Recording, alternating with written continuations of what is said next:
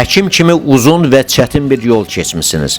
Maraqlıdır, bu yolda sizi daha çox nə müşayiət edib? Həyatın çətinlikləri, yoxsa şəfa verdiyiniz insanların minnətdarlığı?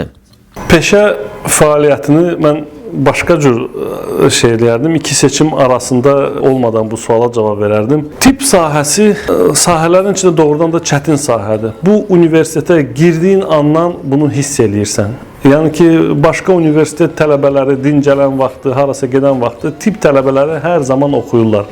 Bunların həftə axırları yoxdur. Bunların həyatı imtahanla keçir, praktika ilə keçir və s. və s. Bunu kimsə çətin kimi görə bilər.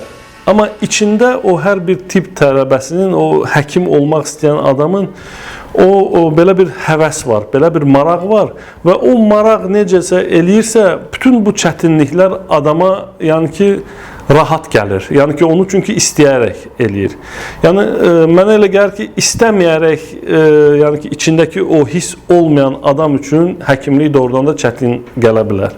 Həkimliyin yolunda, yəni ki, xəstənin minnətdarlığı gələnə qədər bu uzun bir yoldur. Və o uzun yolda ondan əlavə mənim üçün çox vacib olub içimdəki həvəs, mənim üçün çox vacib olub aləmin mənə olan dəstəyi. Yəni ki, belə şey, xəstə o tibb olmağın gətirdiyi o sevinç, hər bir uğurun gətirdiyi o mənəvi sevinç.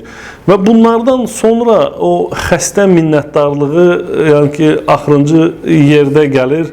Onu da ki, bəli, adamı həvəsləndirən bir şeydir. Tibbdə olan vaxtı ən minimal olaraq görülmüşdür.